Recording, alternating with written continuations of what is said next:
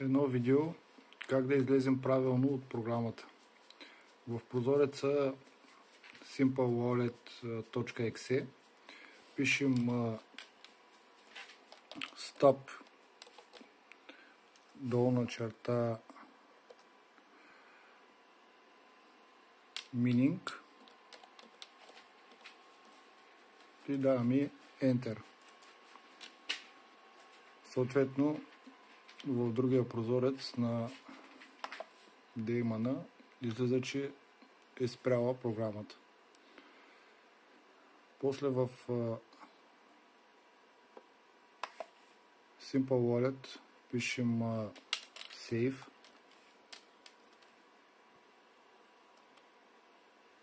и даваме Enter.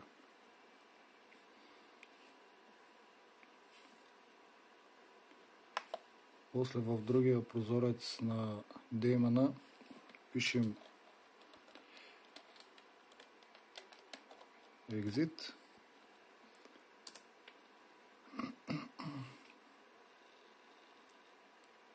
и излизаме.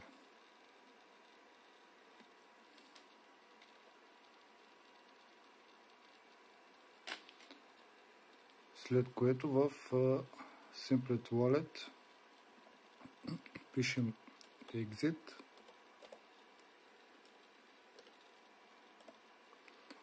и Enter. И излизаме. И сега ще пуснем наново.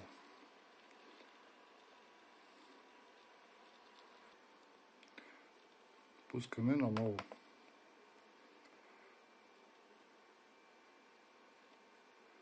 Само че не е това. Но всъщност да, това е.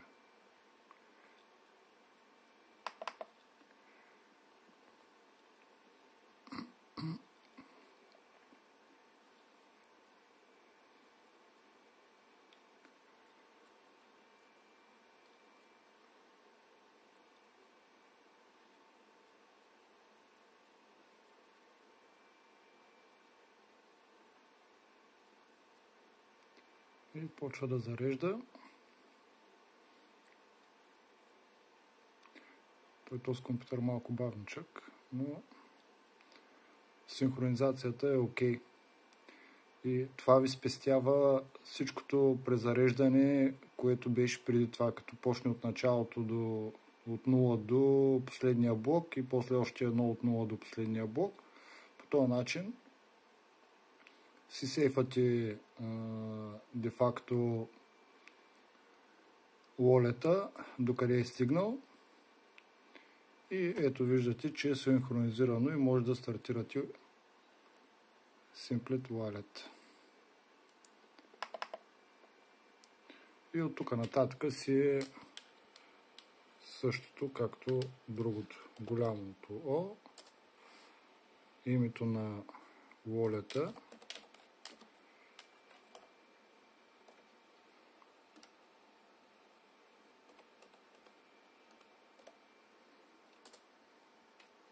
съответно паролата,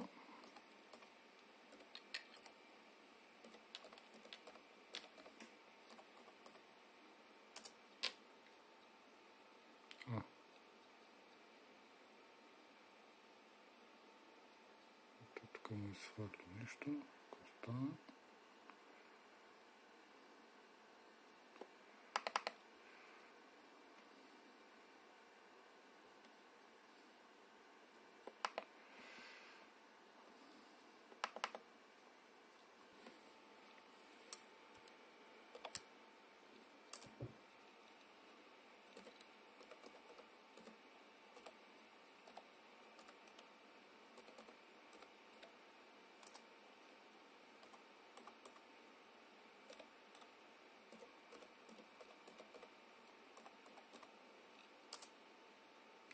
Готово.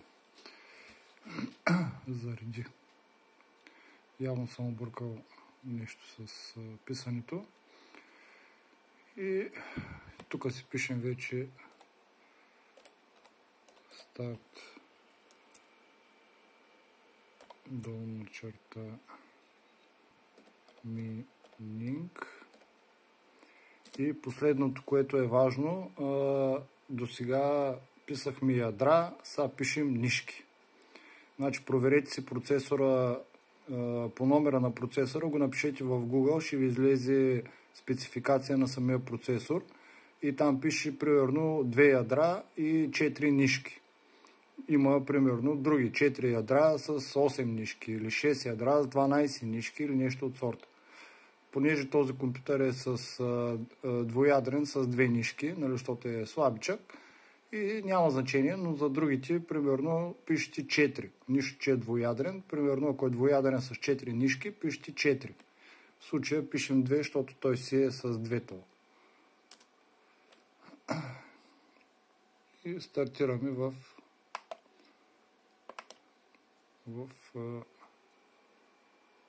Daemon. И това е. Просто спестявате цялото зареждане, което е, нали, синхронизацията, която е от 0 до текущия блок, и я спестявате, като излизате правилно. Сейфате си в Simplet Wallet, Excel-то, сейфате си базата там и всичко си излиза после, много по-бързо става. Това е.